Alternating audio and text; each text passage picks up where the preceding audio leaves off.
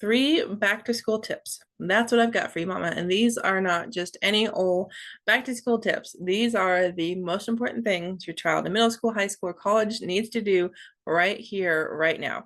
No matter if tomorrow is the first day of school or if your child started several weeks ago. So, Mamas, these are tips that I shared in my most recent event, Learn It.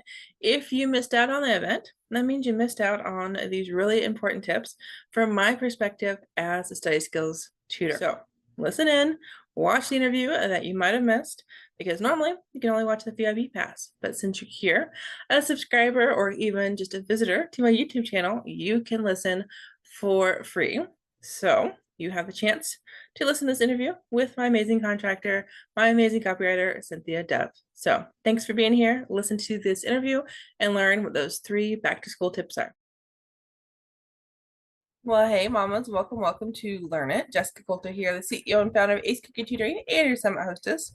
Normally, I would introduce you to a speaker, but today I'm actually going to introduce you to my copywriter, Cynthia Dove, who is going to introduce me. So, Cynthia, thank you for taking the time and joining us so I can share my perspective and let our mamas know a little bit more about the wonderful things you do to help out Ace Cookie Tutoring. You are so very welcome. It's important to note that you're an expert too in education. You've been doing this for over 10 years now and working with kids and finding out things. And I'm a former teacher, and every time I talk to you, I learn more things. So I'm glad to be here. I've got a series of 3 questions. Here we go. It's August. It's the beginning of the month, and school's going to start. Maybe some schools have started. I don't know. It depends on where you're at. Tell me what you want your mamas to do right before school starts. Could have been sooner, but if they haven't, right before school starts. Definitely. So I have what I call a debrief. So that's I think what you're probably asking, Cynthia. And for all of our mamas listening, this means that I want you and your teens to sit down and have a conversation about last school year. So like Cynthia said, maybe it's happened already, but if it hasn't, definitely as close to right before school or even the first week of school, talk about what went well, what didn't go so well, and what do we want to happen this year. So if there are things that you never want your teen to do again, there are things that you're like, wow, I'm so glad you did this. This made such a big difference. Let's do that again. We've got to have that discussion. Otherwise, we can't change anything going in this new school year. We can't kind of even know what our starting point is going into this new school year if we haven't looked at the good, the bad, the ugly of last year. That's an awesome way to do it. As a teacher, I would try and have a brand new attitude every school year when it started.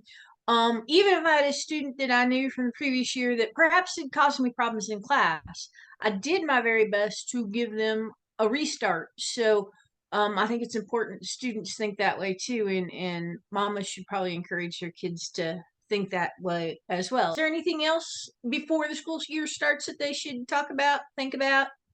I mean, my hope is that we're going into school year very much planning on a good year. I mean, when you're talking about fresh year, I 100% agree with that, Cynthia. I mean, the idea of, yeah, if we go into this year going, I hate school, if our teens go in going, why am I doing this? I mean, those are all red flags to me. I know we're going to talk about study skills, but I got to tell you that that mindset that can I do this? Do I want to do this? All of that comes down to, do teens love to learn for the sake of learning? And if they're missing study skills, the answer is no.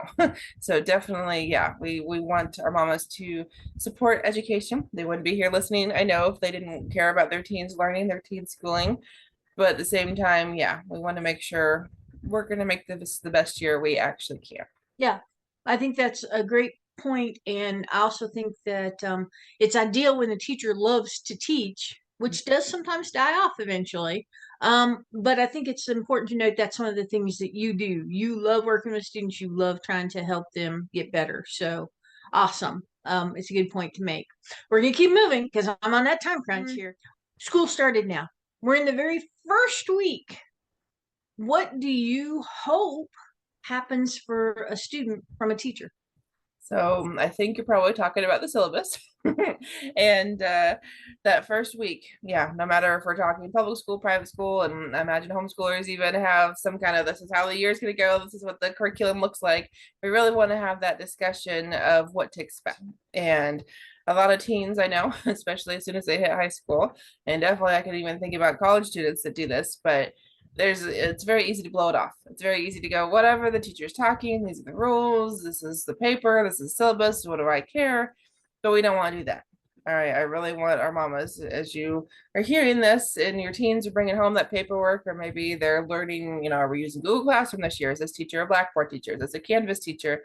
We want to actually gather all that information together, because that syllabus from every class is going to have the expectations. It's going to have the late work policies, the test retake policies, and hopefully it's even going to have the grade breakdown. I cannot tell you, Cynthia, how many times I've been working with a teen, whether it's with the study skills or if it's on content, class specific, kind of subject specific need, that we get towards the end of the semester and we have to make that hard decision.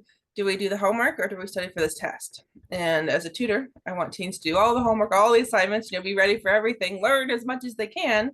But I also know sometimes reality sets in. And if the homework is ultimately worth 20% of the final grade, but that final is worth, say, 50% of the final grade, it's an easy choice to know, okay, that final is really going to make or break this grade. So teens need to know that information, hopefully, that first week of the school year, because the fact is we could easily put all those policies into one document, something hopefully like copy and pasted it. And it goes like if they're using Google Docs, Google Drive, all of that stuff throughout the year, that could easily be put in one place. So that way, on those days they're lacking some motivation and they're like, why am I even doing this homework if they're not doing it for the sake of loving to learn? Like I hope they are. They could at least go, oh, well, if I want to pass this class and this is an easy 10% of my grade, which is a letter grade, I should go ahead and do this homework. If you were a student, looked at the syllabus, it's an elective class, and it's a class that you thought you'd like, but then there's horrible things on the syllabus, would you encourage that student to drop that class, or what would you do? No, I don't know if I have an answer for that one, Cynthia, for the fact of I've never dropped a class. I never ever have. I was always very intentional about the classes I enrolled in. And I mean, I can say, I don't know if this really answers your question, but I'm a huge believer in teens knowing what is my plan, kind of my schedule almost for all 4 years in high school and even our middle schoolers. It's 2 years, 3 years, whatever middle school might mean. There are requirements. There are certain classes that have to be taken. Right. And so my plan, and I actually did a YouTube video about this not too long ago, is the idea of, okay, get out that course catalog, get out those graduation requirements, whatever it looks like for that particular school, and figure out, okay, if it's 4 years of math, okay, am I taking algebra 1, 2, geometry, trig, or am I taking, an AP in there? Am I bringing in an honors class? I mean, obviously, some of that stuff we have to get approved. You have to take the prerequisites, but that's another reason to actually write it all down, is so that way if we go, oh yeah, I want to take AP whatever, but I have to take this class first. Well, we need to know what class am I taking first and when am I taking it, so that I can then take this other class that has to happen afterwards. So I guess the answer to your question about dropping an elective, I mean, I'm not a big believer in dropping classes. I mean, the simple fact is you have to have so many credits to graduate, no matter if we're talking high school or college. And if that class is going to make or break it, like that's a big reason not to drop it. I mean, we have our mamas, I know, that are going to have different opinions on, is the grade matter or not, or do I just want my teen to experience something? Because that's something important to consider. I took a ceramics class in high school because I've always wanted to take ceramics. Was I sure I was going to get the grade I wanted? No. I mean, I definitely got my A, but that's because I pushed myself. I used the study skills. I knew that, okay, this is what I needed to get for my sanity, for what I wanted with the whole valedictorian thing. But I did purposely avoid electives in college. Like I really wanted to take a mythology class, but I didn't believe in myself. I knew I could learn, but I also knew it was gonna be a lot of work. So when you're talking about, yeah, there's some ugly things that was on that syllabus, there's something that is like, oh yeah, no, I understand, because like I purposely didn't take anatomy in high school because the final was to dissect a cat, and I knew I couldn't do it because I had cats at home and that would break my heart. So it's like, yeah, the syllabus, hopefully we don't get to that point. Hopefully with any class, there's not surprises when we show up. Because hopefully, again, we've done a research, because depending on the size of the school, the question is, do we all know this teacher does a lot of book work? Does this teacher do a lot of lecture? Is there no homework in this class, but that means you only have 2 chances because there's 2 tests in the class? I mean, those are all things hopefully our teens are gathering before the class. So I don't have a short answer to that question. Okay. Well, I think that you gave us a few things we should do. Talk to other students who've been in the class before us, if at all possible, to see what kind of class it is. I think you said it's okay to take an easy class occasionally, Oh, because you acknowledge the fact that, you know, you're having a hard semester or something because there's 2 or 3 classes that you have to take. They're going to take a lot of work. If you can find a light class in there to continue to get credits that apply toward graduation, it's worth it. So I think I heard some good information. You're just of the opinion that ideally you know what's expected in the class before you get there so that the syllabus shouldn't be a surprise. that's what I feel like, because I mean, by the time you're in that class, I mean, your schedule is full, ideally. I mean, obviously, if we're a part-time student, that's something else. I mean, I would tell you too, I think all of us, all of our mamas, all of our teens are going to experience the fun of being put in a class. I feel like that's different. So I feel like when we're put in a class and then we have those so many days that we can change our schedule, that's like the golden window right there to me. And at my high school, that wasn't dropping a class, it was switching classes. At the college level, it's very different, but I would still say that, yeah, hopefully we're not to the point of, yeah, I'm giving up, because grit, resilience, I mean, those are study skills that we could talk about that I teach in our Love to Learn program. And that's a whole thing, if the class gets tough, and the question is the class really tough, or are you just bored, or are you saying it's tough because you don't want to put the work in? Like, those are different problems, I think. I think you're right, and I think I probably used the wrong word when I said drop class, and probably should have said switching classes. So good clarification. Another question for you, because you already brought it up. You were talking about taking an art class, ceramics, and you talked about the fact that study skills helped you in ceramics. And I gotta tell you, that sounds kind of funny to me because I've never taken an art class because I didn't think I could get the grade because I don't have a lot of artistic skills. So on your part, when I know you wanted to maintain high grades because you were aiming for that valedictorian, um, what study skills help you in art? What's a study skill? Because that seems like something very content related. Either you're artistic or you're not. Hmm. So I would back up for a minute and I would tell you, Cynthia, that there's 12 study skills, and we could talk about all of them. And they are taught in a very specific order in my Love to Learn Study Skills program. And I would tell you that if our mamas haven't figured it out yet, that I'm most definitely a nerd. So I use the nerdy method to teach these skills in the program. And the fact is, every study skill is needed for every learning. It doesn't matter if it's while you and I are sitting here having an interview. Doesn't matter if, like you said, it's in a ceramics class. Doesn't matter if it's our teens eventually at their first job, whether that's like at Burger King, like one of my past teens, or whether it's at a official career, like one of my engineering students. So it could be any study skill anywhere. If I give you some specific examples, ceramics, let's see, obviously note taking, like that's the first skill I teach because it's the most important. I can tell you that it breaks my heart when teens tell me I only take notes when the teachers say I have to, is my rule. And kind of a quick win for our mamas that are listening is I want your teens taking notes every class, every day.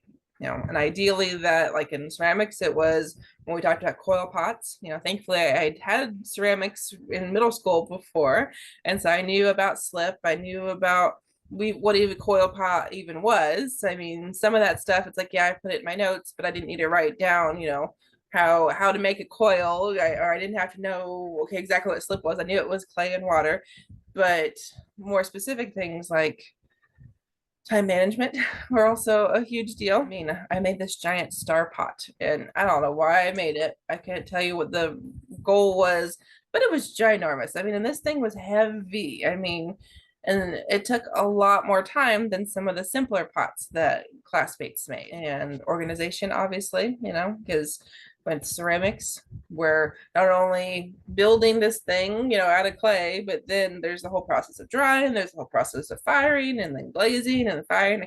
So, I mean, those are just three of the study skills, but obviously grit and resilience were in there. Soft skills, because when we're talking about, am I great at this class, or did I want a different grade, did I want to go a different way, that soft skill kind of component of talking to my friends, talking to the teacher. You know, if I ran into a rough spot, like I know I did more than once in that particular class, I couldn't just throw a fit. You know, I couldn't just storm out of the room. I couldn't demand the teacher change my grade. I mean, those are all soft skills. So they can go through all of them, Cynthia, I think, very easily. Well, I think it's funny because I would have never told you to take notes in art class unless like you were studying an artist to and you were going to be questioned over what kind of art he did or something like that. Because I did do that in a couple music classes.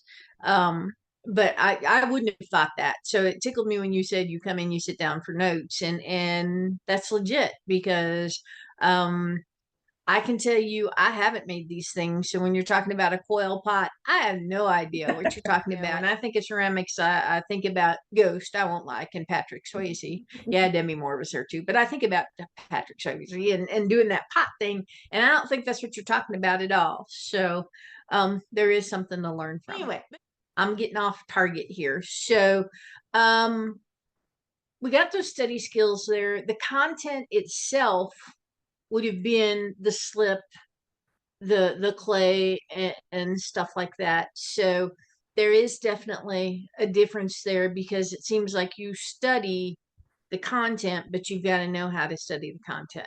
Is that kind of right? I mean, the short kind of quick truth here is if our mamas are worried about their teens being successful in a certain class, you know, we talked about the debrief. So the idea of, okay, you know, what classes didn't go so well last year? I mean, there's so many things I want them to kind of dive into. And one of them simply is the fact, okay, if we think our kid is bad, say at science or at math, is your child really bad at that class? Or is that teacher just teaching not the way your child learns? Because I can tell you for the longest time, you know, you could ask me questions about history, something I might not have said very nice things, but I thought for the longest time I hated history. And it turns out what really was going on is that that class was taught so auditorially. Like no matter which teacher I had, there was lots of lecture, there was lots of watching movies. Like that's what history class was from the time I was a seventh grader through the time I graduated high school. And because I'm very visual and that auditory listening to things does not work for me, I thought history was just a horrible class, my least favorite subject. And no, it wasn't truly the content. It was that it wasn't being taught the way I learned. He would have been more visual, maybe less talking, less videos, or even the videos with the captions, it would have been a much better class. So I want our mamas to realize, okay, what really happened in that class to cause the problem, because study skills are the answer, content's never the problem.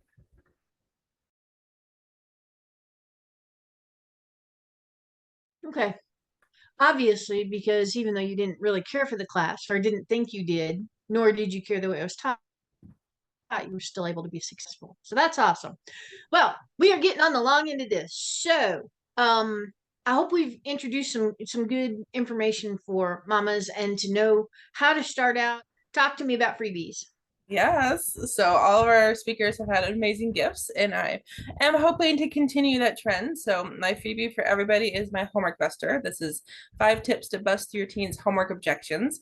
So we didn't talk about all the study skills. So this gives you an introduction to those study skills and really helps you figure out why is your teen not doing homework. You know, someone like me who's very nerdy, who loves school, who loves homework is like, yes, let me do it. And yet so many teens go, why would I do homework? You know, so if you're tired of the battle, I've got some tips, some strategies for you. And then some of our speakers are also providing a VIP gold gift. I figured as your hostess, I definitely needed to provide that. So my newest resource is my study game review template.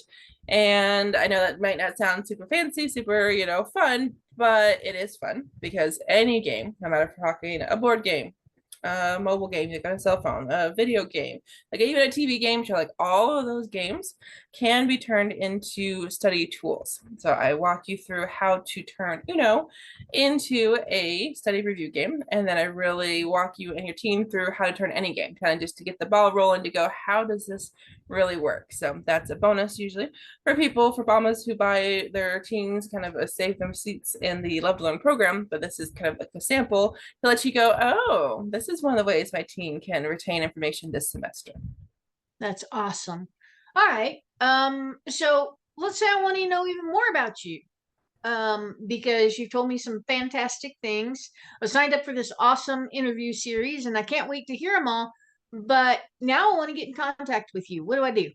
Yes, I love that you asked that. So I feel like the perfect way to wrap this up, Mamas, is to tell you that yes, you can find me hopefully in the Facebook group, Teaching Teens Love Learning. If you're not already a member of that group, I encourage you to do that sooner rather than later, because that's where the speakers and all the mamas have been talking this event. This is where I go live every Sunday to answer your questions. I also have a YouTube channel. So there's over 1,000 videos there. So mamas, if you're looking for some help with study skills, with school, with your teens learning in general, there is likely a video there waiting for you. If not, I'm happy to create one for you. And other places, my website, acecookie.tutoring.com. And obviously, I'm pretty much on other platforms, I think everywhere except TikTok. So I'm on Instagram, LinkedIn, Twitter, all of those places. So definitely plenty of places to connect, but YouTube, my website, and definitely the Facebook group are the best places. Awesome.